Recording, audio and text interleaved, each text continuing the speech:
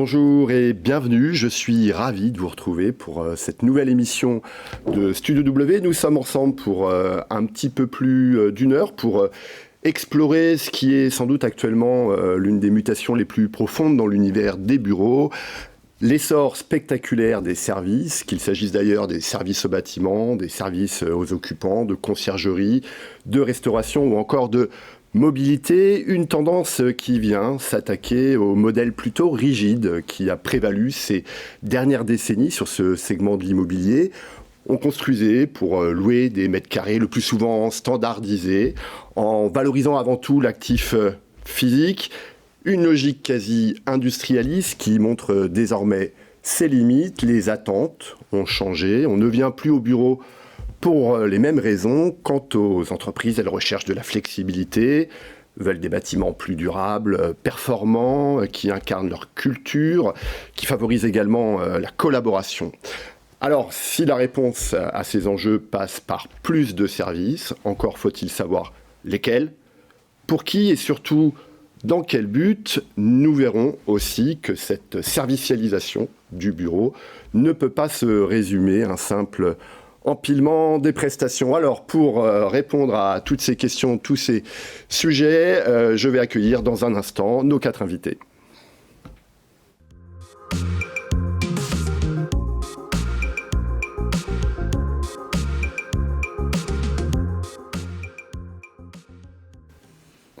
Autour de la table avec moi ce matin, j'ai le plaisir d'accueillir Frédéric Goupil. Bonjour, vous êtes président de l'Association des directeurs de l'immobilier. Vous êtes également directeur exécutif d'SNCF Immobilier qui gère quand même 7,7 millions de mètres carrés de bâtiments, soit 70% du patrimoine foncier de la SNCF. En effet. Ce qui représente un sacré travail. À vos côtés, Brigitte Feist, bonjour également, bienvenue. Bonjour Bastien. Vous êtes la directrice de l'immobilier et des services aux résidents de BNP Paribas Cardiff. Alors, BNP Paribas Cardiff, au siège situé à Nanterre, c'est 3600 collaborateurs et vous regroupez environ 40 immeubles, je crois, répartis dans 30 pays en Europe, ou pas que d'ailleurs, dans le monde peut-être. Dans le monde entier, ou en Asie, en Amérique latine également. D'accord. Marielle Sigmuller, bonjour, bienvenue également. Merci d'être avec nous ce matin. Alors, vous êtes la directrice des opérations de Covivio. Covivio qui opère 23 milliards d'actifs immobiliers en Europe, répartis dans 3 domaines, 3 métiers, l'hôtellerie, la résidence et bien sûr les bureaux. Tout à fait. Et enfin, Benoît Monroche, bonjour également, vous êtes dirigeant du cabinet de conseil en immobilier d'Angéris, mais on vous a invité aussi ce matin puisque vous avez présidé, en tant qu'élu de la Chambre de commerce et de l'industrie de Paris-Île-de-France, un groupe de travail qui a travaillé sur le bâtiment serviciel. Et cette recherche a produit une étude, un livre blanc qui a été publié en juin et un document qui, je dois le dire, a en partie inspiré aussi ce débat, en tout cas nous a incité à organiser cette discussion. Voilà, donc merci encore à vous 4 d'être présents avec nous. Pour démarrer, je vous propose déjà un tour de table, une question un peu générale, et je vais reprendre justement vos propres propos, Benoît Monroche, dans la préface que vous signez dans le guide de la CCI évoqué à l'instant. Vous dites que pendant des années, finalement, le bureau a été muet, que pour trouver des services, il fallait sortir à l'extérieur de l'immeuble de bureau. Alors, est-ce qu'aujourd'hui, le bureau s'est mis à parler et est-ce qu'il est correct de dire qu'on a bel et bien basculé dans une nouvelle ère des services ? Alors, allez, Frédéric, je vous lance. Oui, il est clair aujourd'hui que le bureau n'est plus aujourd'hui ce qu'il fut.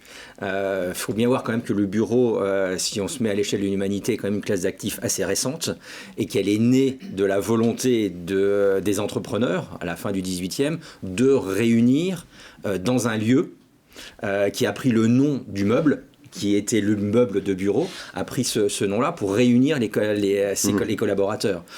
Parce que le seul moyen de travailler ensemble, c'était de partager l'information, et l'information était sur du papier.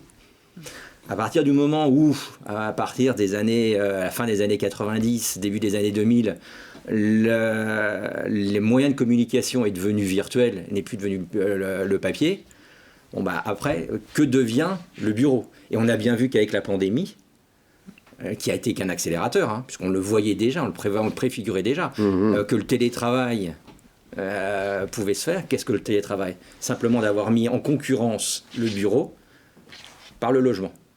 Donc il est clair qu'aujourd'hui, le bureau a perdu sa vocation initiale, qui était de réunir en un seul lieu tous les collaborateurs pour pouvoir travailler. Donc qu'est-ce que 2A doit devenir le bureau de demain?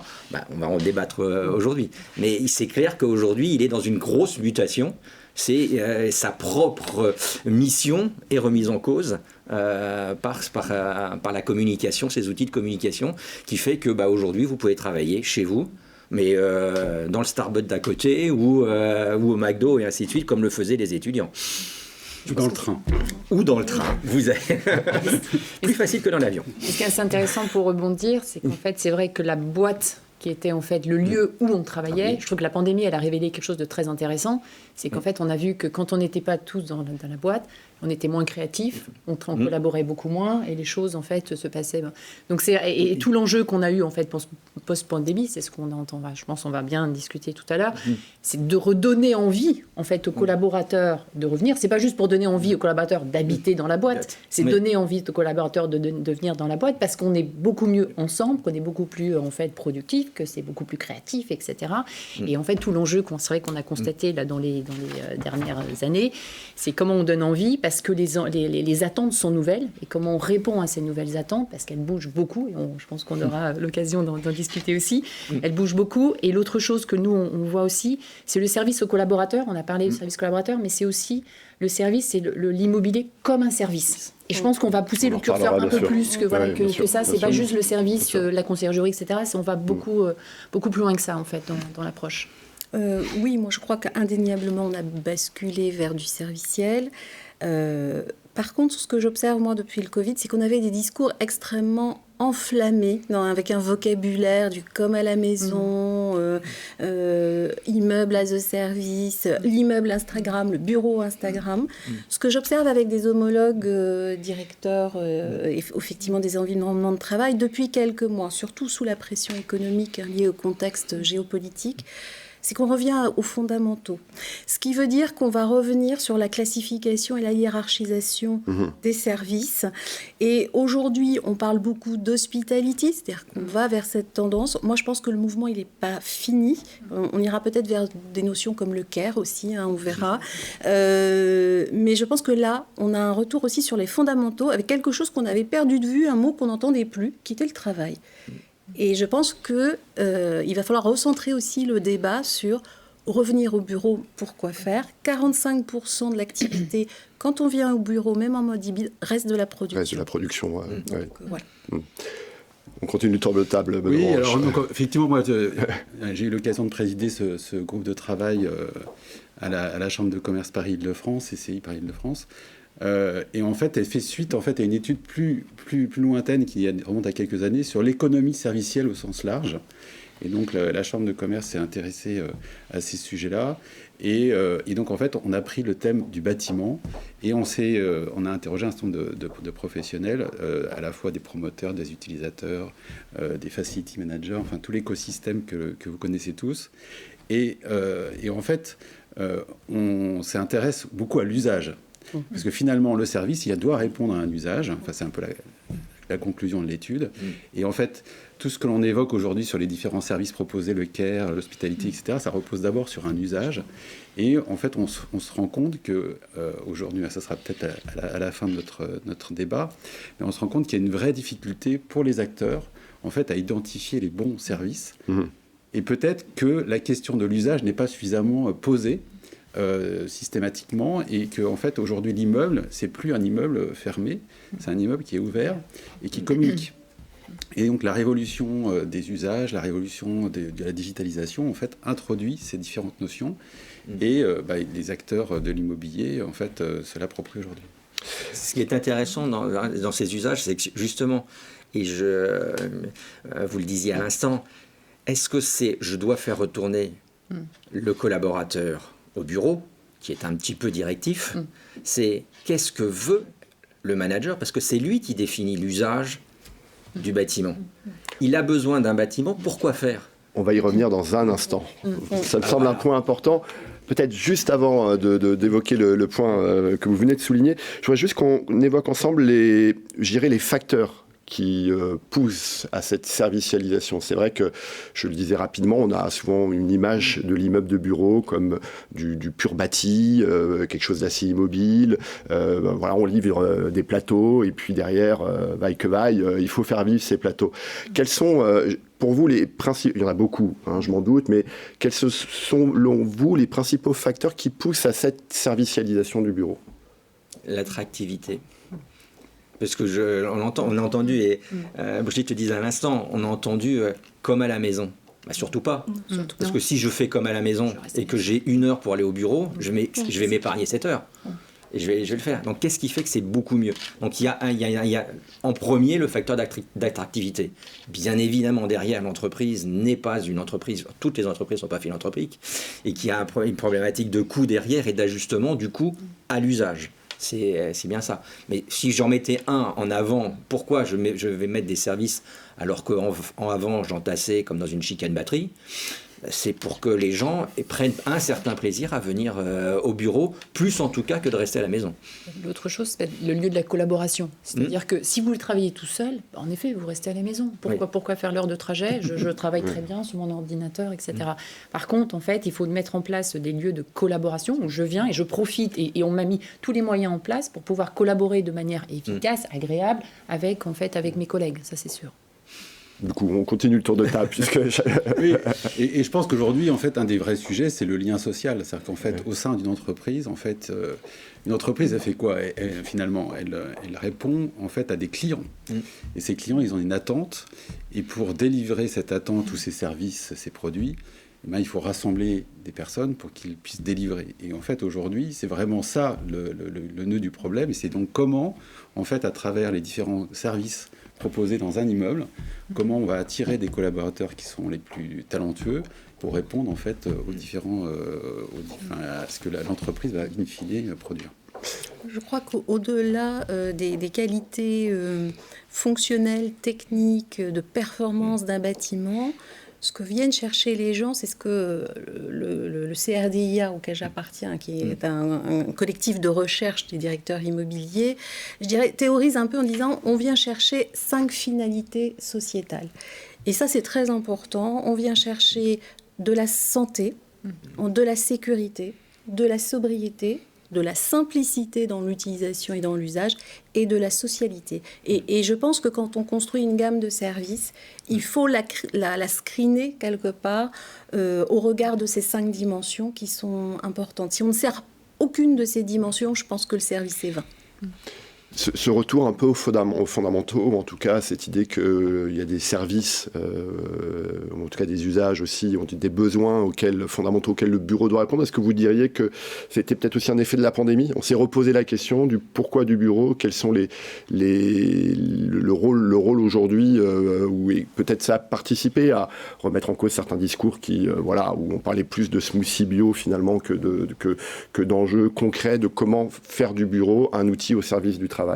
La pandémie a montré que le contrat social qui liait le collaborateur à l'entreprise a évolué. Avant, l'entreprise devait loger son collaborateur, je devais lui fournir un bureau. Et moi, directeur immobilier, pendant 20 ans, j'ai fourni gentiment un bureau à chaque collaborateur. Et ce collaborateur savait que du lundi matin au vendredi soir, s'il avait 5 jours à travailler, il allait sur ce lieu de travail avec son bureau, c'est là qu'il allait travailler. La pandémie a révélé que ça faisait quand même 10 ans que les collaborateurs étaient de plus en plus mobiles, qu'ils avaient besoin d'autre chose, ils n'avaient pas besoin d'un bureau, mais de posture de travail. Parce que quand je suis au téléphone et que je suis avec 40 collaborateurs autour de moi ou collègues, que je téléphone, alors ça commence avec le téléphone fixe, après le téléphone portable, ça devenait quasiment une ambiance assez délétère, qui faisait que l'open space qui devait permettre à tous les collaborateurs de travailler, j'ai vendu ça pendant des années. L'open space, c'est beaucoup mieux que le bureau fermé, parce que tu vas pouvoir parler à tout le monde. Tout le monde finissait avec un Walkman sur la tête et s'isoler du reste du monde pour pouvoir le faire. Donc on a vu que ça devait changer, que ce contrat était changé et que l'entreprise devait fournir autre chose qu'un bureau avec éventuellement, puisqu'on était généreux quand même, on mettait une chaise dans une salle de réunion. Donc on avait ça. Et là maintenant, ça a totalement évolué. Et donc toute la chaîne immobilière, en fait, pour revenir à ça, c'est-à-dire que toute la chaîne immobilière, donc de l'investisseur, en passant par l'architecte, les bureaux d'études et les promoteurs, enfin, et puis ensuite les utilisateurs, en fait, sont confrontés à ce sujet-là. Et en fait, une vraie difficulté dans l'immobilier, c'est l'immobilité, c'est qu'en fait, derrière tout ça, il y a des investissements massifs à effectuer sur les immeubles, aussi sur les commodités autour des immeubles. Et donc, ça engendre un vrai frein et une vraie difficulté pour les acteurs. C'est un peu dans le cadre, en fait, des travaux qu'on a menés à la CCI Paris-Île-de-France. C'est ça qu'on a constaté, c'est qu'il y a beaucoup de tests, en fait, d'opérateurs dans le co-living, dans le coworking, etc., qui aujourd'hui n'arrivent pas finalement à faire émerger des modèles économiques qui sont viables. Et donc il y a un certain nombre de freins et qui ne sont pas que d'ordre de l'usage. Enfin, c'est aussi tout leur... Votre métier a changé chez Covivio, pardon. Justement, sortir de la pandémie, moi je pense peut-être, il y a eu 2 temps. C'est-à-dire qu'il y a eu le retour tout de suite. Alors déjà, je suis complètement d'accord. Quand on est sorti de la pandémie, elle a eu un effet accélérateur. Elle a pris conscience que finalement, il y a des choses qu'on pouvait faire de chez soi. Ça a accéléré le nombre d'accords de télétravail en fait, qui ont été signés pendant, après, etc. Donc il y a eu le juste après, qui a été en fait, grosso modo, aidez-nous. Moi, nous, les appels qu'on avait de nos clients, c'est aidez-nous à faire en sorte que les collaborateurs aient envie de revenir. Ça, c'était le premier temps, très rapide. Et ensuite, le deuxième temps rejoint exactement ce que disait en fait Brigitte. On a eu des demandes de nos clients qui disaient aidez-nous à ajouter les nouveaux aspects. Espace vert, santé, etc., qui étaient en fait des nouveaux besoins. Les services fondamentaux qu'on avait avant, c'est la restauration, le parking, l'accessibilité. Et là, post-pandémie, on a eu des nouveaux besoins, des nouveaux dimensions d'animation, enfin des choses, des dimensions servicielles nouvelles qui sont ajoutées. Et là où il faut faire attention, c'est qu'en fait, on est quasiment maintenant dans le sur-mesure. C'est que chaque client, parce que, en effet, mon métier n'est pas le même, mes collaborateurs ne sont pas les mêmes, mes bureaux ne sont pas au même endroit, parce qu'on ne raisonne pas que bureaux intramuros, il y a des bureaux partout. Et c'est vrai que ça a été, en fait, je trouve, nous, on l'avait vraiment vu, parce qu'on était très proches de nos clients, sortir du pandémie avec une urgence de dire aidez-nous à faire revenir nos collaborateurs, et puis dans le temps des choses, en fait des réflexions beaucoup plus profondes sur les attentes servicielles, qu'est-ce que ça veut dire, les nouvelles attentes et comment en fait on fait évoluer le modèle économique associé à tout ça, parce que ça s'est beaucoup complexifié. Mais Benoît Monroche évoquait effectivement les conséquences sur les acteurs qui participent de l'écosystème immobilier. C'est vrai qu'aujourd'hui votre métier change quand même. Notre métier, en fait, on est, je dirais que, nous on est assez convaincus de l'immobilier vivant, mais il y a encore 2-3 ans, on était un peu bizarre quand on parlait d'immobilier vivant, parce qu'en effet, la juxtaposition des 2 mots paraît un peu étonnante. Un oxymore. Et en fait, c'est vrai que maintenant, on est opérateur immobilier, donc on ne se qualifie plus de foncière. Foncière, en fait, c'est vous êtes statique, et en effet, vous mettez à disposition des murs. Nous, on est en fait un opérateur, et on accompagne en fait sur l'ensemble de la chaîne de valeur avec une dimension servicielle. Alors c'est vrai que le real estate à ce service, c'est un peu barbare, parce qu'en fait, on met plein de choses dedans, mais à la fin, notre métier, c'est de mettre à disposition des espaces, des services qui accompagnent en fait nos clients dans leur métier, parce que nos clients, ils nous demandent quoi ? Nous, on veut se concentrer sur notre core business, et c'est pour ça qu'on a plein de nouveaux modèles qui arrivent où ils nous disent mais moi je me concentre sur mon métier. Ensuite, l'immobilier, c'est un outil. C'est un moyen. C'est un moyen. C'est un usage. Un usage. Et c'est donc, une ressource usagée maintenant. Voilà. Et c'est vous les sachants, et c'est pas moi le sachant. Donc aidez-nous, et donc Covivio, merci de nous accompagner dans ces nouveaux usages. Et là où il faut faire attention, c'est aussi le client.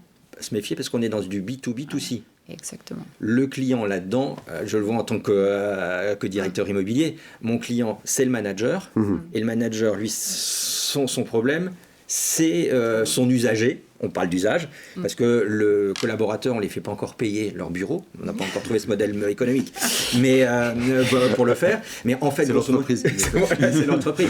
Mais le directeur immobilier a basculé du rôle de bailleur interne dans une entreprise au rôle d'hôtelier. Je ne sais pas si le parallèle... On va demander à Brigitte Face de réagir.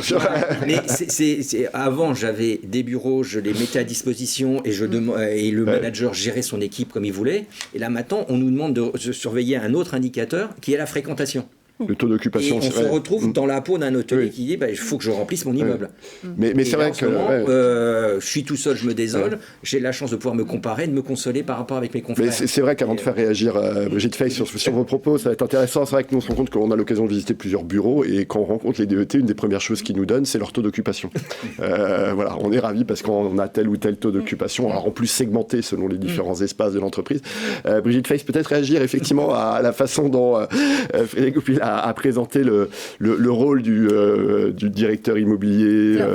Dans notre métier, notre rôle à nous, je dirais, c'est d'offrir la meilleure expérience possible. Et on se focalise beaucoup sur le collaborateur. Nous, on dit souvent du résident, parce qu'on se dit ça peut être un visiteur, ça peut être un partenaire, ça peut être un client. Donc, que chaque cible ait la meilleure qualité d'expérience possible. La difficulté qu'on a quand on va articuler tous ces services, moi j'en vois 3. 1, ne pas tomber dans le piège du collaborateur client.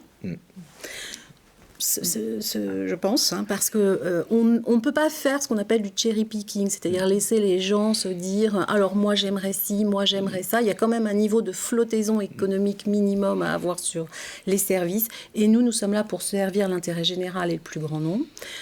La deuxième difficulté, je dirais qu'on a, et vous l'avez cité, c'est que le service, il est contextué. C'est-à-dire que d'un pays à l'autre, en fonction de la culture, tel service va avoir une valeur, tel autre service, le même n'aura pas de valeur. Le dernier point, qui est très compliqué, c'est que la qualité du service, c'est l'orchestration. Quand vous avez une gamme de services ou autre, on doit articuler 3 écosystèmes.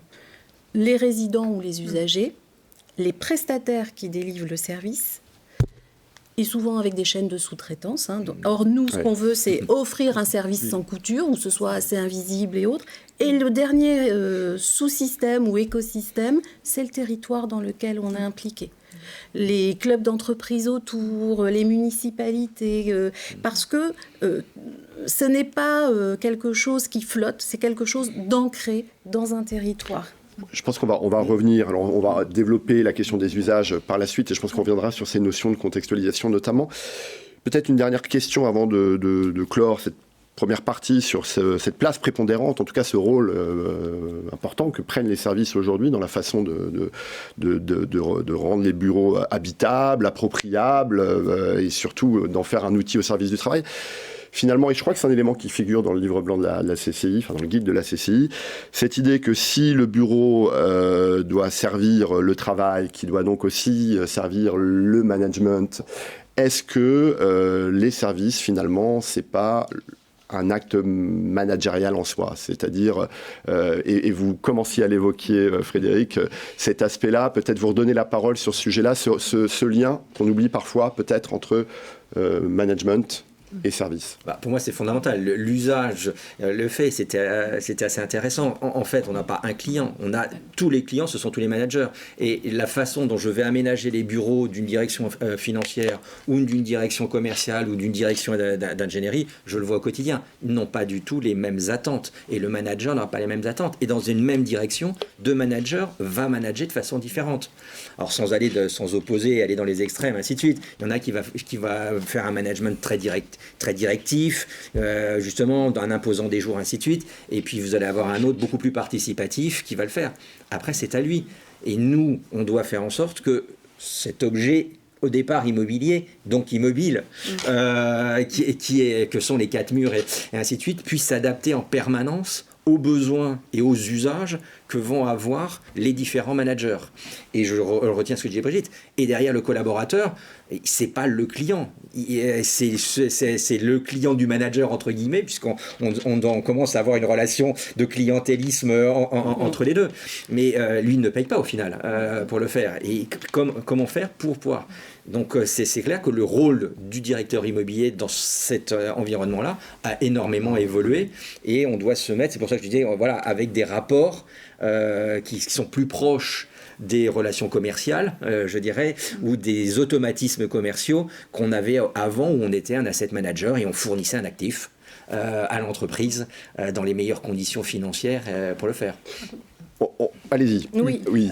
Alors, dans ce qui est l'aspect managérial, je pense qu'il y a deux aspects. Il y a le fait de, quand vous construisez, quand vous dessinez les espaces, d'associer effectivement les managers et leurs équipes dans le design des espaces pour que ça corresponde à leurs usages.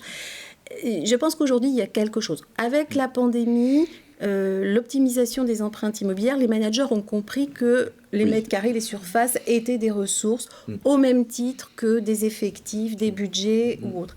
Ce qui n'a pas été encore compris, ce qui n'est pas enseigné dans les écoles de management ni dans les parcours de professionnalisation, c'est que le manager est aussi un animateur d'espace. Et que si on veut que les collaborateurs s'approprient les espaces, les utilisent au mieux, ça veut dire que le manager, il est capable de comprendre les services, de rappeler les règles de vie en commun, d'instruire les rituels. Ouais. Et ça, je dirais qu'on n'est pas encore dans cette maturité du manager qui maîtrise l'ensemble des services qu'on met à disposition pour être quelque part la locomotive qui va entraîner tous les collaborateurs dans le bon usage. Sur la politique managériale, nous, ce qui est assez intéressant, c'est quand on conçoit les espaces. En fait, il y a quelques années, on avait en face de nous un directeur financier, un directeur immobilier. Maintenant, on a un directeur des ressources humaines. Et nous, ce qu'on nous demande beaucoup de plus en plus dans nos clients, c'est que les espaces doivent refléter l'ADN de l'entreprise. Parce que c'est un facteur d'attraction et c'est un facteur de rétention. Et dans les parcours de recrutement, quand en fait vous recrutez en fait un collaborateur, l'image que vous envoyez et ce que vous dégagez en fait quand vous venez dans les locaux et vous faites passer l'entretien, évidemment vous envoyez aussi beaucoup de messages. Et on a en fait des collaborateurs qui disent moi je viens ou je viens pas parce qu'en fait j'aime ou j'aime pas les locaux. Ça devient un facteur de décision de rejoindre ou pas une entreprise. Et aussi vous envoyez au message un moment de considération que vous envoyez à vos collaborateurs. Moi, je le vois typiquement, on a des clients qui nous disent, nos collaborateurs adorent ça, parce que pour eux, c'est une image, on a pris soin, on a tenu compte de leurs besoins, on a mis en place service. Là où je rejoins complètement, c'est pas en fait service tout et n'importe quoi et l'empilement de services. C'est pas open bar et les services doivent être en fait bien pensés, etc. et bien mis en valeur. Ça, je rejoins tout à fait. Mais c'est un facteur qui doit... L'immobilier devient un outil complet, un élément complet de l'ADN et de l'image de l'entreprise. Benoît, sur ce... Oui, alors donc c'est vrai que moi, à la CCI Paris-Île-de-France, je fais partie aussi de la commission du développement économique régional. Et donc, à ce titre, en fait, la CCI donne des avis sur les aménagements, en fait, sur le Grand Paris, sur le SDRIF-E, sur notamment aussi un avis sur le PLU. Bioéquipe de Paris. Donc effectivement, en fait, nous, notre regard, il est extrêmement porté sur toutes les entreprises, en fait, tous les besoins en fait des entreprises en termes d'aménagement autour des services qui sont proposés dans l'aménagement des espaces. Des espaces au temps public, j'entends. Et donc ces éléments-là, en fait, sont aussi bousculés par l'emballement de l'économie sur la digitalisation, sur l'intelligence artificielle, la modification profonde en fait d'un certain nombre de modèles économiques. Et donc les entreprises sont aussi doivent dans leur enceinte en fait proposer aux managers les services qui permettent leur permettent de répondre à ces nouveaux défis, qui n'étaient pas du tout, même après la pandémie, on n'était pas du tout conscient de tous ces sujets-là. Donc en fait, il y a une vraie percussion en fait de l'économie aujourd'hui. Là, on voit par exemple avec les droits de douane en fait aux États-Unis, il y a des entreprises qui ne savent plus du tout comment se positionner, il y a des modèles économiques qui peuvent tomber du jour au lendemain. Donc c'est extrêmement important en fait pour que justement nous dans notre écosystème immobilier, on puisse proposer aux entreprises et aux collaborateurs en fait des espaces les plus hospitaliers, etc. Et les services même débordent le cadre même du bureau. Il faut on va y revenir. Avoir ça, parce que ça rejoint la territorialité de l'immobilier. Mais écoutez, c'est justement un petit peu le sens là de toutes les transitions. Vous faites, c'est formidable. Alors effectivement, peut-être avant de rentrer dans cette question que j'ai appelée un peu comme ça la programmation des services, cette logique un peu programmative, et on va revenir sur toutes ces questions-là. Il y a un mot qu'on emploie, y compris je l'ai fait dans le lancement de ce débat, c'est le terme d'usage. C'est pas toujours évident. Comment vous définiriez, alors sans rentrer dans une définition, je dirais trop académique, mais quelle est la différence entre un besoin, un service et des usages ? C'est un peu... Je dirais, il n'y aurait pas de question piège, mais... C'est un joli piège, là. Hein. Ouais. Il est clair que l'usage doit répondre à un besoin initial de l'entreprise. Exactement. L'entreprise, elle, n'a pas, je dirais fondamentalement, besoin d'immobilier. C'est l'usage qu'elle va faire de l'immobilier qui va répondre, et la ressource va être l'immobilier. Donc pour moi, l'usage doit répondre aux besoins initiaux de l'entreprise, et les besoins initiaux de l'entreprise, c'est simple, c'est la continuité d'activité pour répondre aux clients. Mais on a eu, et c'est là où il est intéressant de faire les comparaisons entre les différents pays, l'entreprise, son unique souci, c'est de sécuriser sa production. Et que pour y répondre, pendant des années, le seul élément dont elle disposait, c'était la propriété. Je suis propriétaire de mon outil de production, c'est là ma façon à moi de le sécuriser et de pouvoir décider à quel moment j'arrête ou pas de produire à tel endroit. Et à l'époque, elle savait, en fait, sur plusieurs années, en fait, se projeter sur un modèle économique. Aujourd'hui, c'est incapable. 6 mois, on ne sait plus. Moi, je me souviens d'un PDG, perdu. Moi, je me souviens d'un PDG d'une grande entreprise pour laquelle j'ai travaillé qui me disait 3 mois, c'est du long terme. Et moi, je lui demandais, est-ce que je m'engage sur 12 ans ? Il était clair que j'avais ça. Donc, c'est ça son l'usage. Et je pense que l'un des freins majeurs de basculer dans l'usage et le serviciel, ainsi de suite, c'est que l'entreprise doit anticiper à partir du moment où elle est à l'usage. Et voilà, l'anticipation d'une entreprise, qu'est-ce que je vais faire ? Donc il faut pouvoir à la fois lui garantir qu'elle disposera de cette ressource immobilière, qu'elle pourra l'adapter à son usage, à l'usage qu'elle allait, à la fois être flexible et être sécurisée. C'est là où on a encore un gros travail à faire dans toute la chaîne immobilière. C'est vrai que le mot-clé, c'est flexibilité, ce qui est pas facile, en fait. Et on voit, là où je vous rejoins complètement, c'est le temps, l'accélération de tout ça. Quand on construisait un immeuble, il y a encore pas si longtemps que ça, grosso modo, moi je le vois, en fait, on faisait les baux 369, donc en général l'entreprise restait 9 ans. J'avais très peu de sollicitations pour changer le cloisonnement, l'organisation des espaces, etc. Déjà, tu mettais 2 ans, à le faire. Et en plus, je mettais 2 ans. Aujourd'hui, c'est plus le cas. Voilà, c'est plus le cas. Et en fait, maintenant, grosso modo, j'ai des sollicitations, je dirais pas quotidiennes, mais quasiment, en fait, dans le cas d'un bail, en fait, même si quelqu'un me signe, en fait, un bail de 9 ans, et on verra tout à l'heure, en fait, la flexibilisation, en fait, des modèles, donc il y a des contrats de prestation, des choses comme ça. En fait, dans la vie d'un bail, même s'il est de 9 ans, je sais que quasiment tous les trimestres, j'aurai des sollicitations pour réaménager les espaces. Voilà, l'espace en fait serviciel comme ça, le bureau comme ça, les espaces polyvalents, avec de plus en plus en fait cette frontière entre espace collaboratif et espace individuel. Typiquement, nous, dans notre siège européen, on a 65% d'espace collaboratif. Et je pense que ce pourcentage, il va varier dans un sens ou dans un autre, je ne sais pas le dire, mais en tout cas, je suis prête à le faire parce que techniquement, j'ai embarqué les dispositions. Mais c'est vraiment ça, c'est qu'en fait, en effet, avant, on était dans du temps long, et là, on n'est pas dans le temps court, on est dans le temps hyper court, en fait. Oui. Et je pense aussi que ça a un impact sur le design des espaces.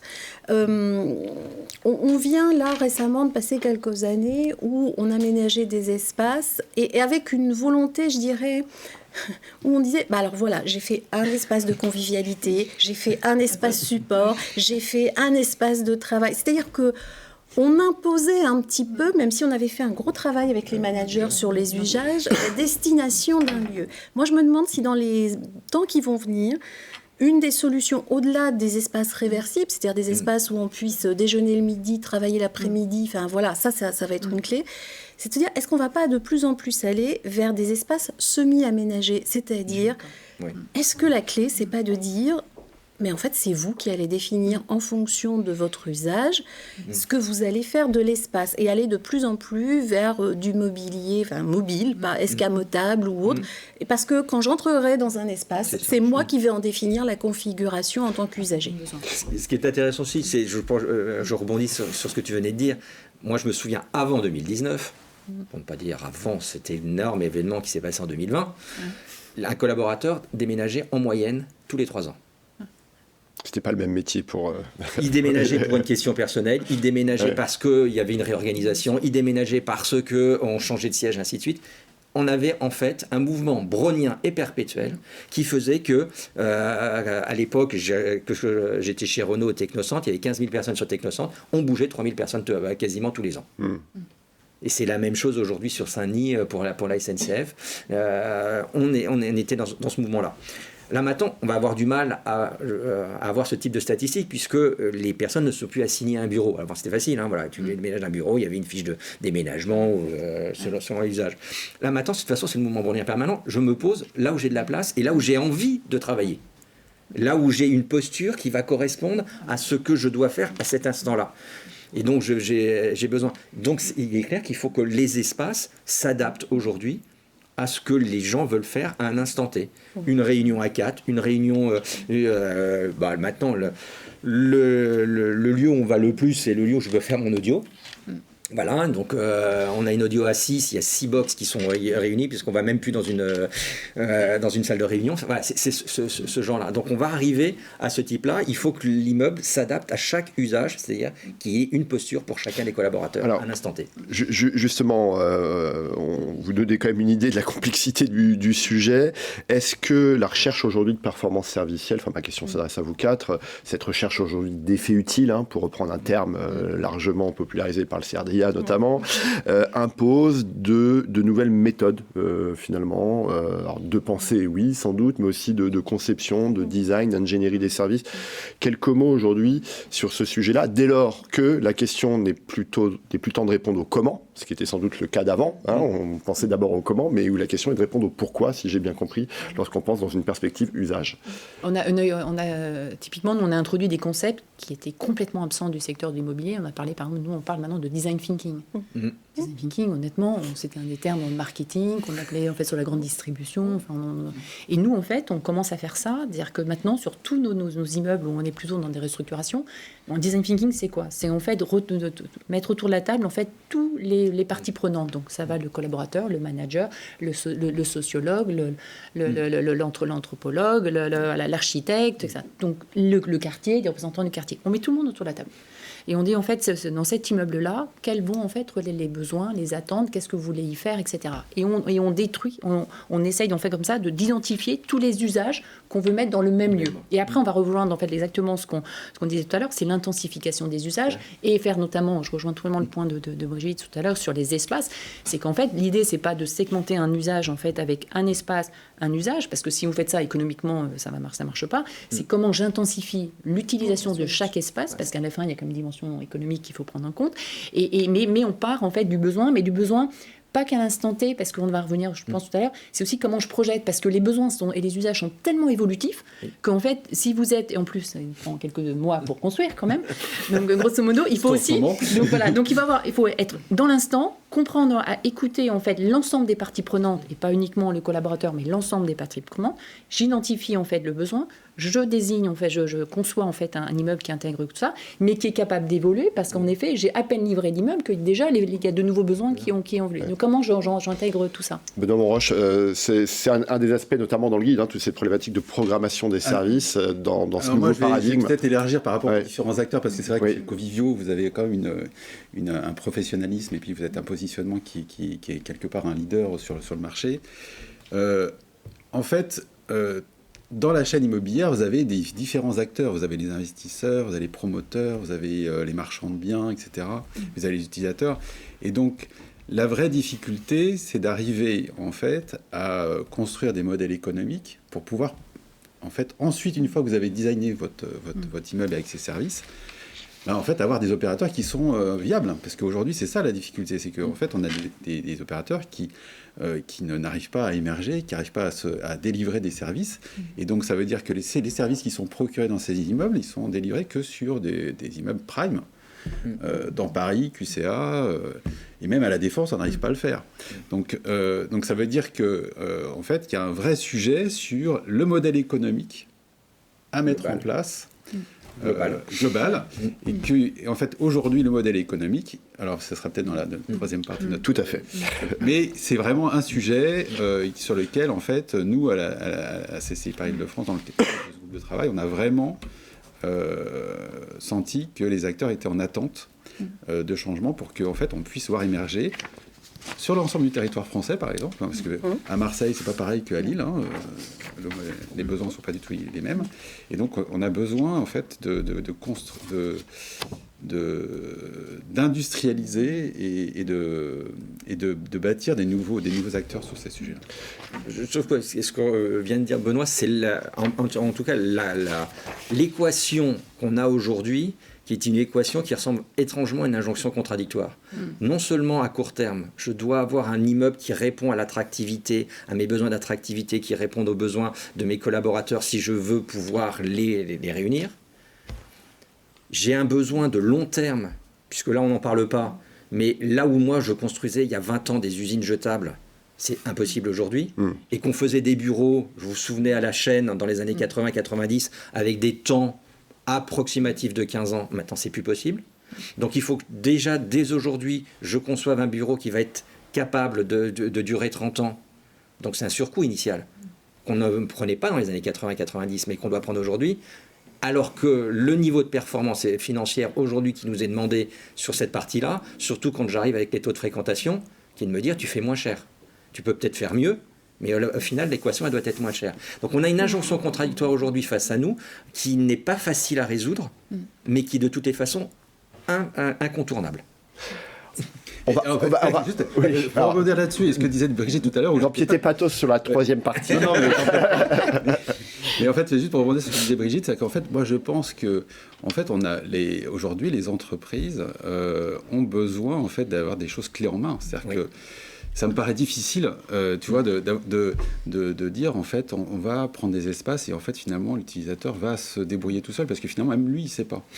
Et donc, en fait, on a besoin quand même d'avoir un cadre. On a un cadre, mais ce que je voulais dire, c'est qu'on a une c'est réglementation que, à la clé. Oui, mais dans un espace donné, ne pas coller une étiquette disant ça, la fonctionnalité, la destination d'usage, c'est ça, parce qu'on voit que, de toute façon, l'usage sera détourné par les personnes qui vont l'utiliser, et que les gens, ils aiment quand même pouvoir jouer le mécano à l'intérieur des espaces, et c'est ce qui est assez efficace. La difficulté du directeur immobilier, c'est que vous avez un immeuble qui a une destination, donc qui a une réglementation associée, et que si dans l'usage vous dites finalement je vais en faire un showroom, cet espace il devient ERP, et alors là c'est là les problèmes commencent. Je voudrais qu'on va essayer d'avancer. L'heure tourne à une vitesse incroyable. Le sujet était dense, on le savait, mais je voudrais juste vous entendre, Brigitte Fay, sur cette. Je reviens à ma question, sur cette question de méthodologie. Je sais que quand le terme design thinking a été évoqué par Marielle Sengmuller, vous avez pétillé. Voilà, vous avez pétillé.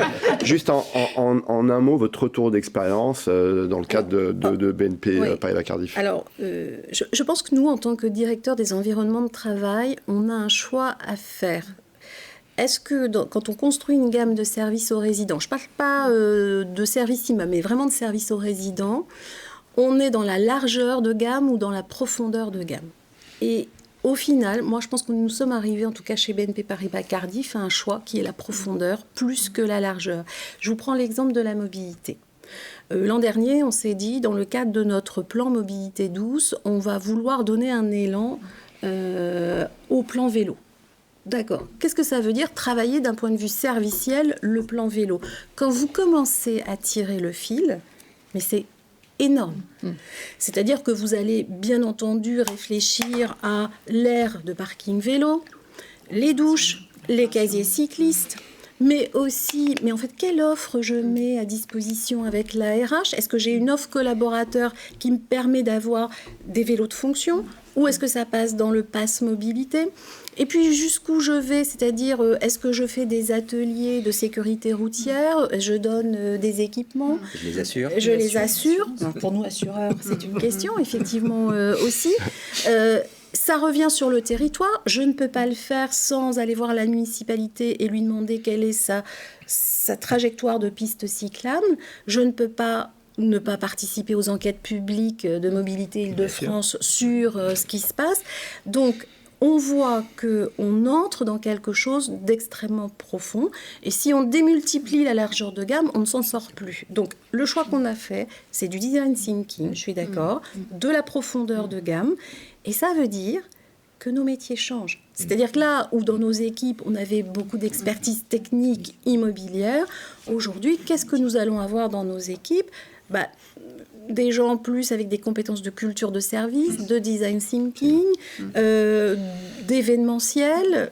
Voilà. Donc, c'est aussi une reconfiguration complète des compétences et du portefeuille de compétences de nos équipes. Le mot-clé, c'est un peu moins mais mieux.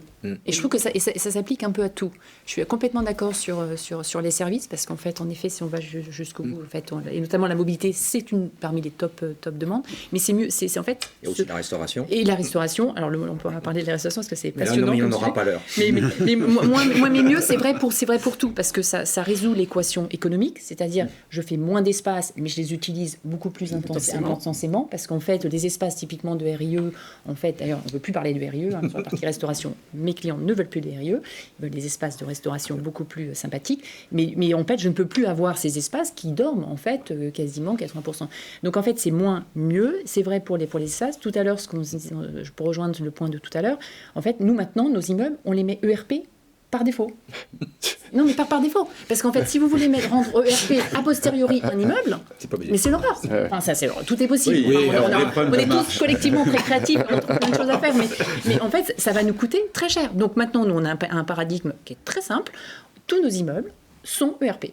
Voilà, ce qui nous permet en fait d'être mobile, et que si le showroom tout d'un coup, en fait, qui n'était pas prévu, on ne voulait pas du showroom au départ, ils veulent en fait un showroom. Et finalement, il y a certains espaces, pour rejoindre le point de Brigitte, on a un peu le modèle US qui commence à arriver un peu en Europe. Certains espaces, on accepte de les laisser un peu core and shell, c'est-à-dire un peu brut, parce qu'en fait, notamment si je commercialise en fait des espaces plutôt à plusieurs clients, ce qui est aussi un peu la tendance, et ben en fait, je dois être capable d'être le plus mobile possible jusqu'au dernier moment pour offrir des services. Est-ce qu'en faisant ça, est-ce que vous n'êtes pas pénalisé sur la valeur ? Parce que, en fait... Non, au contraire. Plus j'ai un immeuble qui, en fait, auquel en fait, je démontre que je suis flexibilité réversible, ça veut dire que la pérennité de la valeur, en fait, dans le temps... Mais votre loyer, du coup, vous vendez un loyer au mètre carré ou vous vendez un loyer à l'usage ? Parce qu'en fait, le sujet, il est là. On va y aller, je vous le promets. Il y a deux poseurs de questions. mais je sens qu'il y a un certain empressement. Je vous promets, on a encore 3 minutes sur ces questions de la méthodologie, de la conception des services. Et après, promis, on va sur la question du modèle. Une question toujours sur cet aspect, on va dire, méthodologie, mais aussi le droit qu'on se donne à l'erreur. Sur l'aspect méthodologie, peut-être un mot que vous avez prononcé, qui est cette idée qu'on entend de plus en plus souvent de parcours, c'est-à-dire le parcours aussi comme finalement un point de repère, à partir duquel penser la question des services. Et puis après, je voudrais vous entendre aussi parler sur cette question du test and learn, se dire aussi comment aujourd'hui on expérimente sur ces aspects-là. Allez, sur le parcours, alors je ne sais plus comment l'appeler, parcours usager, parcours utilisateur, pas parcours client surtout. Voilà. L'expérience, les collaborateurs. De toute façon, je dirais les deux questions vont ensemble. On est en perpétuel test and learn. Parce que la certitude d'aujourd'hui n'est pas celle de demain, et qu'on est en permanence. Et c'est ce que disait Brigitte. Il faut avoir quelque chose qui puisse évoluer en permanence. Donc plus de flexibilité, je suis d'accord, ça veut dire qu'il y a un surcoût initial qu'il faut accepter, qu'on accepte, que le client n'est pas forcé, en tout cas le client numéro 1 dans ce parcours, et là je parle bien le client, l'utilisateur numéro 1 qui va prendre vos locaux au départ, oui, il va plus ou moins le payer. Ce qu'il faut, c'est pouvoir le payer sur la durée. Et comme on a maintenant l'obligation d'avoir de la durée, on va pouvoir le faire. Mais il est clair que je dirais l'expérience utilisateur, elle va varier d'une entreprise à l'autre, et au sein même de l'entreprise, elle va varier d'une direction, voire je vais même dire d'un service, d'un manager à l'autre. Donc ça devient une constante. C'est assez paradoxal pour une variable de devenir une constante. Non, mais la construction d'un parcours et d'une expérience, c'est fondamental, c'est le design thinking, c'est le fait de dire je prends mon résident de son arrivée au parking le matin jusqu'à sa sortie le soir, quels sont les moments de vérité. On est en plein dans du marketing ou de la culture de service. Ce qui est très difficile, c'est de tuer un service qu'on a mis, parce que on était attaché à ce service, et puis finalement ça marche pas. Oui, il faut savoir le retirer quand ça marche pas. C'est que français, ou est-ce que c'est aussi l'ensemble du groupe? Non, je pense que c'est très français, le fait de se dire on a conçu quelque chose, donc c'est forcément génial, et voilà, et on va pouvoir... Donc ça, il y a un petit pincement par rapport à ça. Et moi, je pense que ça remet en exergue aussi le fait de dire travaillons la classification et la hiérarchisation des services, mettons-les dans une matrice par rapport aux 5S que je voyais, parce que ça va nous ôter beaucoup de problèmes par la suite. Avoir bien réfléchi par rapport à ces usages-là fait que généralement, on ne se trompe pas trop. Et puis après, il y a des enquêtes. C'est le lean management. Et après, il y a des indicateurs. Parce qu'en fait, il y a le subjectif et l'objectif. Oui. Donc nous, maintenant, en fait, on fait des enquêtes de satisfaction client et on va jusqu'aux collaborateurs. C'est-à-dire qu'avant, en fait, notre enquête de satisfaction, on l'adressait au directeur en fait, immobilier, etc. Maintenant, on va jusqu'aux collaborateurs. Et le deuxième, c'est en fait, on a mis quelques capteurs, nous, en fait, dans nos immeubles pour tester l'usage des différents espaces. Et c'est très intéressant. Parce qu'en fait, entre la perception, on dit « Ah, mais j'adore cet espace !» Mais en fait, on leur dit « C'est quand même bizarre parce que cet espace, il est utilisé à 20% du temps. » Et donc, c'est aussi être très, en fait, beaucoup d'humilité, je trouve, parce qu'il y a des choses que vous avez pu concevoir, parce que dans le parcours client, tout le monde a dit « Non, ça, c'est un vrai besoin. » Puis dans l'usage, vous apercevez que le petit salon, etc., en fait, il est sous-utilisé. Et bien, il faut être beaucoup d'humilité, c'est pas grave.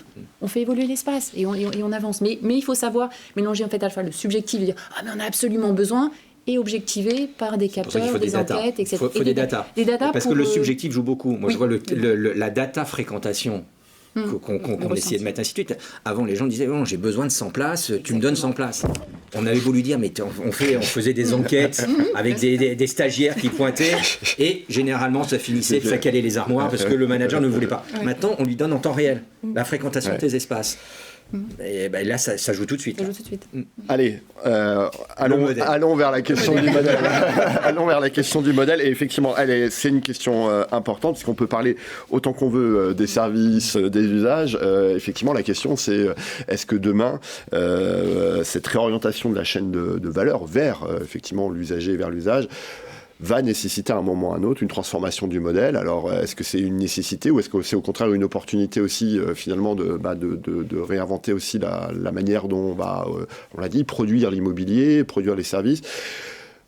Benoît Monroche, allons-y sur cette question-là importante, effectivement. Voilà. Non, en fait, là, l'ensemble de ces réflexions en fait, qu'on a pu conduire dans le cadre de ce livre blanc, en fait, me conduisent un peu à essayer de porter quelque chose qui bouscule un peu les idées. C'est qu'en fait, aujourd'hui, le système, en tout cas en France, l'immobilier taxé sur la taxe foncière, sur les taxes d'aménagement. Vous allez direct sur la taxe, en plus. Direct, c'est un vrai sujet. Pourquoi c'est un vrai sujet ? Parce qu'en fait, on voit bien que les acteurs du service, donc du facility management, par exemple, on commençait à faire des tests, les promoteurs ont développé tout un tas de... Et on voit qu'on n'arrive pas à industrialiser. Oui. Donc ça veut dire que si on n'arrive pas à industrialiser, c'est que les marges sur ces services ne sont pas suffisantes pour que des acteurs économiques puissent en vivre. Et en fait, quand on regarde le problème qu'on peut avoir, par exemple, si je prends l'exemple de la défense, qui est un vrai sujet, en fait, on voit bien que aussi les acteurs qui portent l'immobilier à la défense sont eux-mêmes impactés. Donc ça veut dire qu'il y a une réflexion à conduire sur... Enfin, c'est pour ça que je vais directement... je trouve que l'occasion est vraiment trop belle de pouvoir en profiter de cette émission. C'est vraiment d'essayer de voir si on ne peut pas expérimenter d'autres schémas économiques pour que, en fait, les acteurs qui vont travailler sur le service puissent émerger d'une manière très, très, très impactante pour offrir, en fait, aux entreprises leurs outils de travail les plus efficients. Je pense qu'il y a deux modèles économiques dont on parle en fait. Il y a à la fois le modèle économique des acteurs du service et le modèle économique un peu de l'immobilier. Je vois donc, nous Covivio, typiquement, nos clients, on leur propose quoi ? On a des clients qui nous disent, nous on veut des baux, voilà, parce qu'on a une politique groupe, il faut absolument des baux. Donc ça veut dire que c'est... Et là par contre, on essaie quand même de les emmener dans une réflexion qui n'est pas une valorisation par mètre carré, pas non plus une valorisation par poste, une valorisation sur l'usage. C'est-à-dire cet espace-là, il va vous permettre de faire votre travail de manière très productive. Donc ça, c'est... Ensuite, on a... Donc ça, c'est des baux. Et ensuite, on a de plus en plus, à l'autre bout de l'échelle, des contrats de prestation. Donc, qui sont inspirés du coworking. Et ensuite, on a de plus en plus des modèles un peu hybrides, où moi, j'ai des clients qui me disent, Marielle, je veux un bail. Par contre, je ne veux pas m'embêter avec tous les services, etc. Je les veux, parce que j'en ai besoin et j'en ai envie. Par contre, je ne sais pas les gérer, ce n'est pas mon métier, etc. Du coup, je mets en place, en fait, des contrats... Donc, j'ai un bail et des contrats de service à la carte. Ouais. C'est-à-dire que pour certains, je gère en fait la restauration, l'hospitality, le FM, etc., avec du coup des nouveaux métiers, des opportunités de nouveaux métiers. Donc ça, c'est le modèle économique au niveau de l'immobilier. Et après, au niveau service, je trouve que ce qui est très intéressant, c'est comme les besoins évoluent beaucoup, c'est vrai que typiquement, les acteurs de la restauration, on en parlait tout à l'heure, eux, ils ont un vrai modèle en fait à repenser complètement, parce qu'en fait, ils ne correspondent plus aux attentes. Et on a des nouveaux métiers, l'hospitality, ça c'est des nouveaux acteurs. Donc on s'aperçoit qu'il y a beaucoup de nouveaux acteurs. Est-ce que tout ça s'est stabilisé ? Non. Parce quand on voit, si vous regardez les nombres des acteurs qu'il y avait en fait dans le métier il y a peut-être 5 ans, 7 ans, ceux qui sont encore vivants, pas beaucoup. Voilà. Et donc nous, c'est aussi notre rôle. Mais après, ça fait partie un peu de tout à l'heure, on parlait du test and learn. En fait, il faut oser. En fait. Et nous, en fait, voilà, sur un certain nombre de services, on y va. Et puis on a des acteurs qui tiennent, des acteurs qui sortent, d'autres qu'on accompagne avec pour les faire aussi évoluer dans leur concept et tout ça. Mais vous diriez que parce que de quoi on parle là, de la monétisation des usages, vous diriez que c'est le sens de l'histoire aujourd'hui. Vous êtes convaincu par rapport à l'évolution de l'immobilier ? Oui, clairement. Moi, j'en suis en tout cas convaincu en tant qu'utilisateur, et je sais pas avec Brigitte, mais le problème, il vient de nous utilisateurs. Ouais. C'est que pour basculer à l'usage, il faut que je sache quels seront mes usages.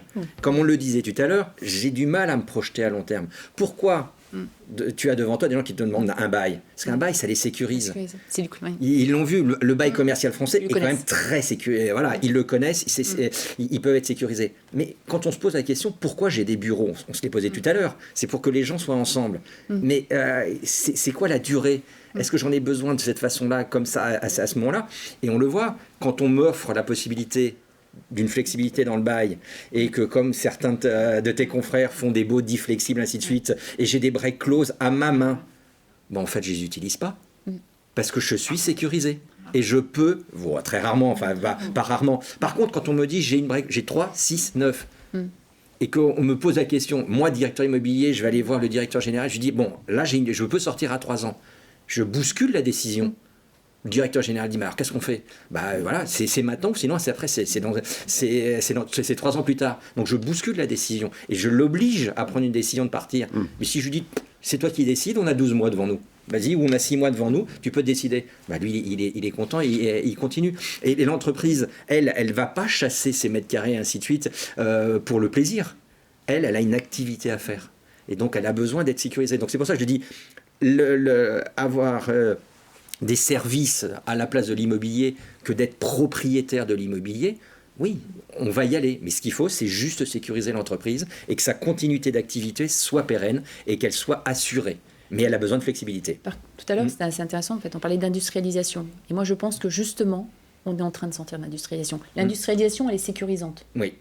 Mais c'est ce que veulent les entreprises. Pour une partie. Mais en fait, je pense qu'on est de plus en plus en train d'entrer dans un secteur qui sort de l'industrialisation. Parce qu'en fait, il n'y a pas un immeuble qui commence à rassembler. Oui, l'industrialisation des services, j'entends. Mais même les services. Parce qu'en fait, les services, moi, ce dont je m'aperçois, c'est qu'on est de plus en plus sur mesure. C'est-à-dire que je pars, en fait, dans chaque immeuble, j'ai des besoins. Et en effet, j'ai certains clients qui vont être très dans la profondeur. Il y en a d'autres qui ne savent pas très bien encore où ils en sont. Les acteurs qui me produisent les services, ils sont aussi, il y a des établis, il y a des moins établis. Je veux faire un peu d'innovation. Et en fait, on est carrément vraiment dans du sur-mesure sur chaque immeuble, avec plein de nouveaux métiers qui apparaissent aussi. Mais c'est vrai qu'on est de plus en plus... Dans le cadre de l'étude, on a abordé aussi le sujet du logement. Et donc avec les opérateurs dans le domaine du co-living, des résidences étudiantes, des résidences services seniors, des résidences aussi de tourisme. Et eux, ils utilisaient beaucoup en fait les services en fait, puisqu'en fonction en fait de la typologie en fait de l'immeuble dans lequel vous êtes, où il est situé, vous allez avoir différents services qui vont être proposés, et ça segmente aussi le marché. Et on voit bien qu'aujourd'hui, ces opérateurs ont quand même beaucoup de mal.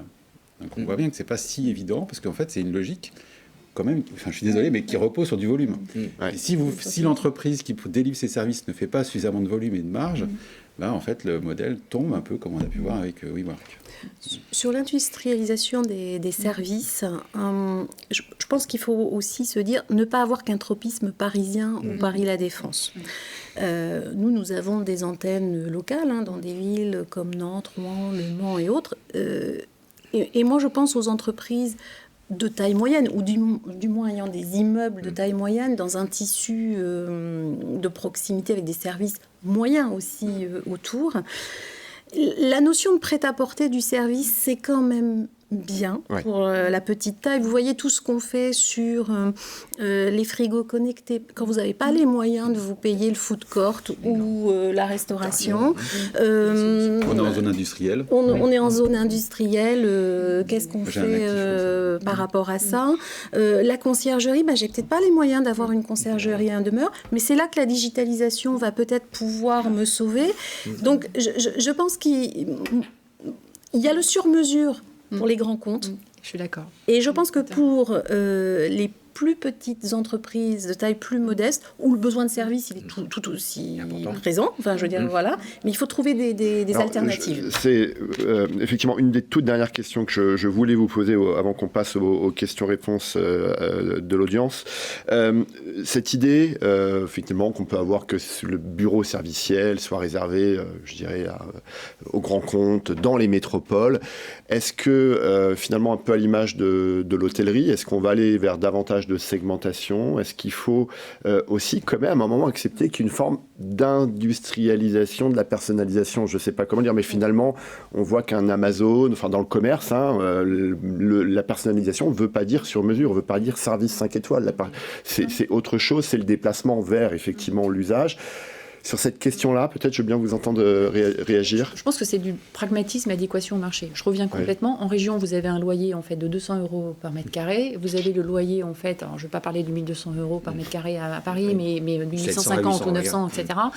Oui, il y a une contrainte économique, mais il faut être pragmatiste parce qu'il faut repartir des besoins. En fait, quand vous êtes dans un quartier où il y a beaucoup de services autour, vous ne faites pas le même service. Quand vous êtes dans un secteur, en fait, dans un parc d'activités, vous avez besoin de mettre à disposition, vous êtes pragmatique, vous avez plein de solutions. Donc c'est là aussi, je pense, pragmatisme et adéquation en fait aux besoins et réalisme économique. C'est-à-dire, voilà, c'est un budget de charge doit être en ligne avec le niveau de loyer qui est associé. C'est tout. Ce qu'on s'est dit dès le départ, c'est que les collaborateurs, ils attendent d'avoir des services, ils attendent en tout cas d'avoir mieux que chez eux.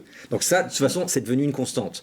Et que ça soit une grosse ou une petite entreprise, et pour les petites entreprises aujourd'hui, trouver les bons collaborateurs et les bons profils, ça devient de plus en plus compliqué pour eux, surtout quand ils sont en dehors d'un bassin d'emploi. Donc de toute façon, on l'a.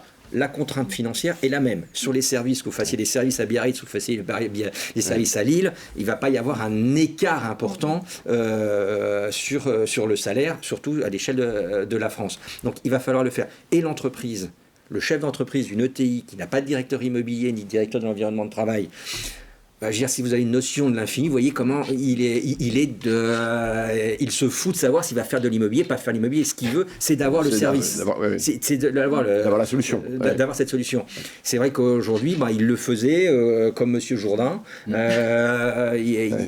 le faisait. C'est clair que demain, on va avoir de plus en plus, on va aller vers ce genre de service donné, surtout si on va vers la séparation véritablement franche entre les propriétaires et les occupants. Puisque là, aujourd'hui, on parle beaucoup de propriétaires et on a Covivio devant nous, c'est très bien. Mais je veux dire, 80% du parc immobilier français appartient aux occupants. Et là, ils sont confrontés, eux, à la même problématique aujourd'hui de durabilité de leurs immeubles, de passage du décret tertiaire, ainsi de suite, sur tous leurs locaux. Donc, ils vont être confrontés à un problème immobilier.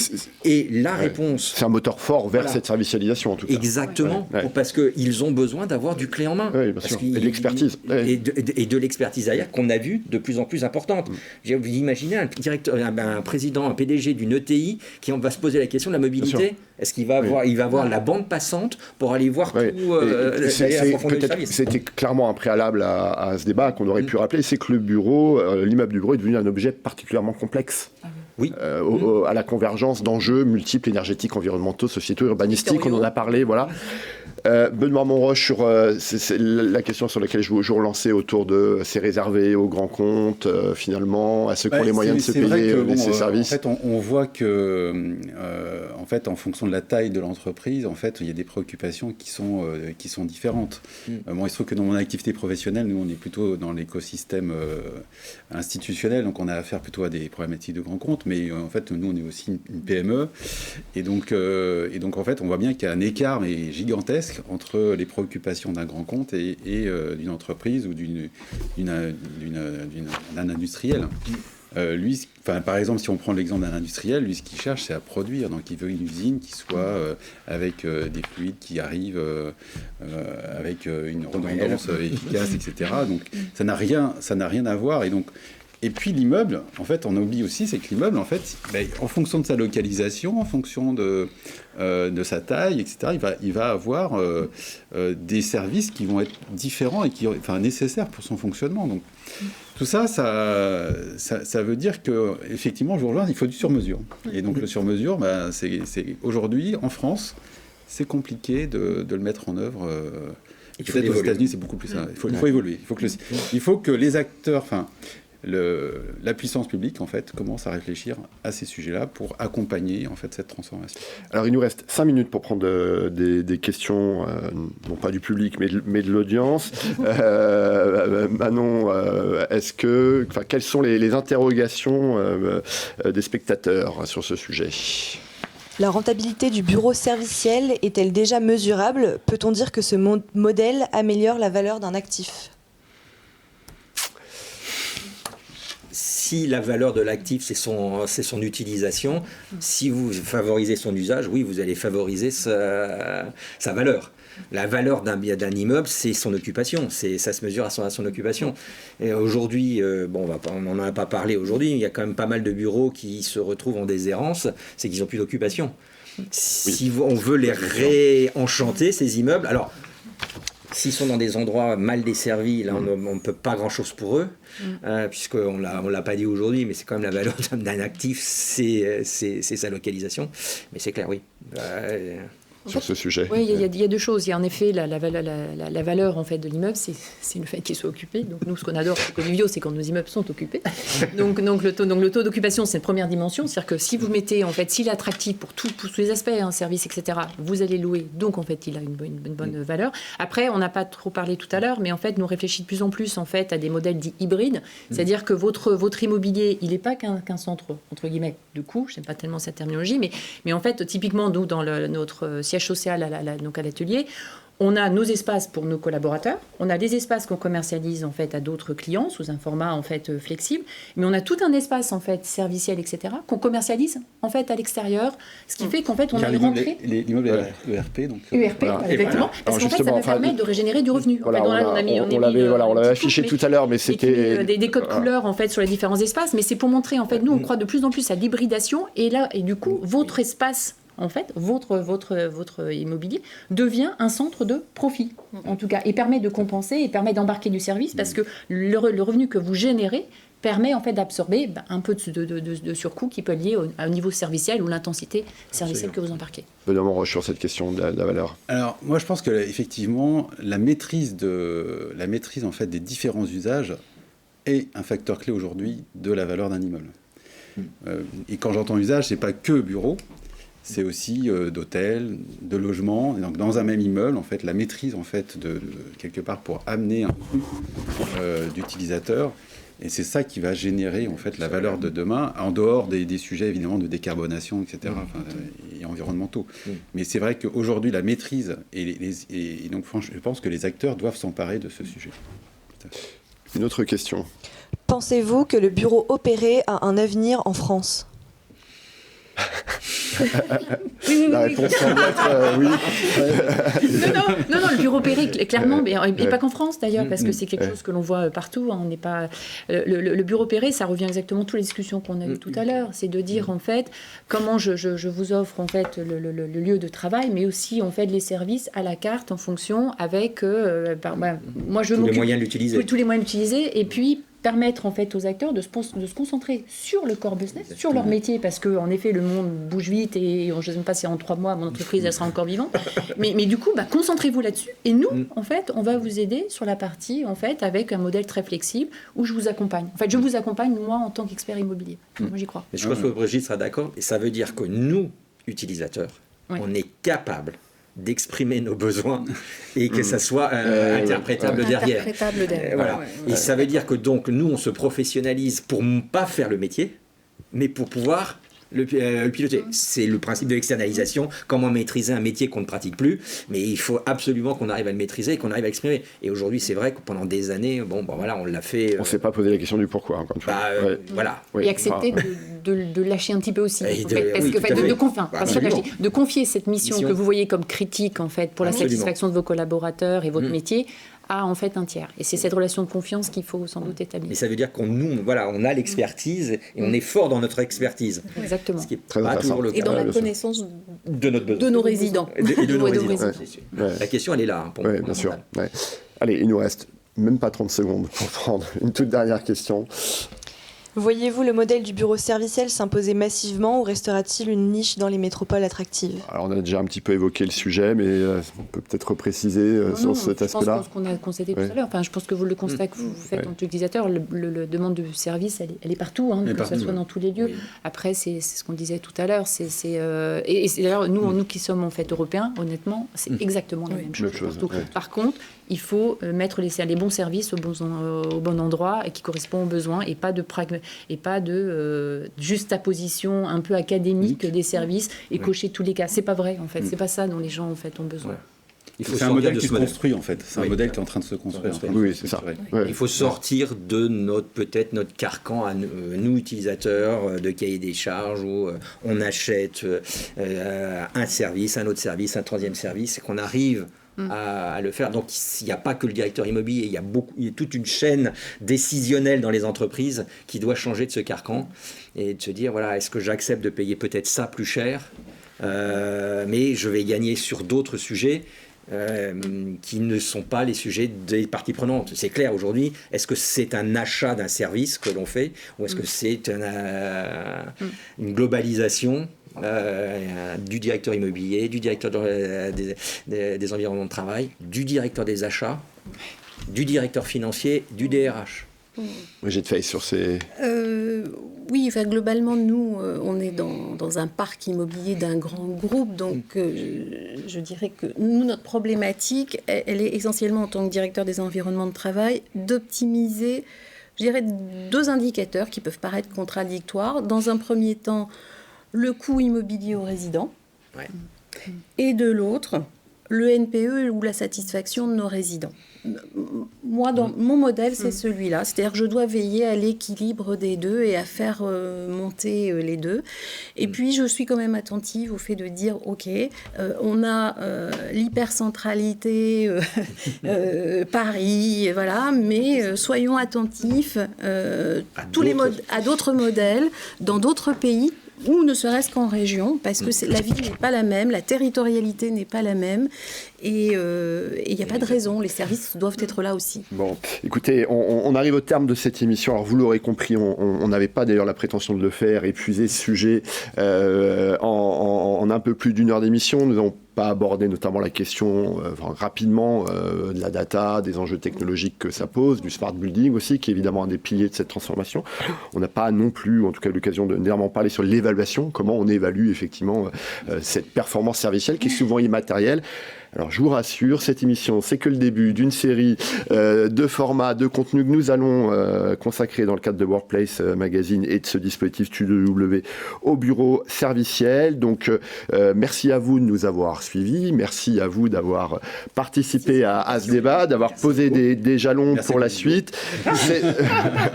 Cette émission sera disponible dès demain en replay et moi je vous dis à très bientôt pour un nouveau rendez-vous de Studio W. Merci.